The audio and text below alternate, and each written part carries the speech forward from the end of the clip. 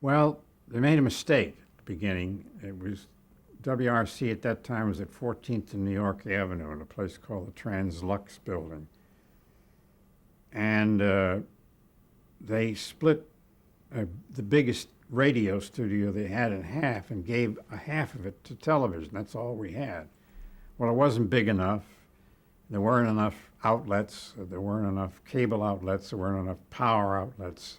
You couldn't light it very well. So it was pretty helter-skelter. It was a madhouse, put it bluntly.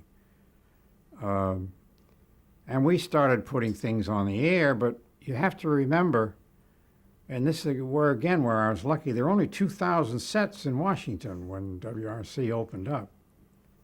So I made all the mistakes you can make, and nobody saw it.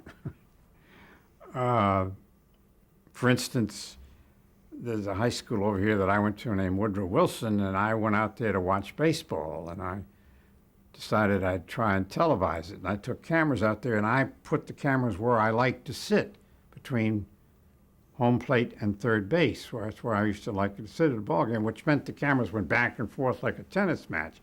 There's only one place for cameras at a baseball game, that's behind home plate, or way out in center field with a long lens or a Zoomar lens. And you learned we did a lot of dumb things, but we got away with it because nobody saw it. And nobody got fired, and the executives didn't look at it. You know, an awful lot of people in radio thought television would never succeed.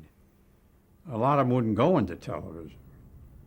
Ed Murrow was the first big name who really moved into television, and then gradually others began it. But I knew a lot of guys who were in radio news who wouldn't go into television or radio production.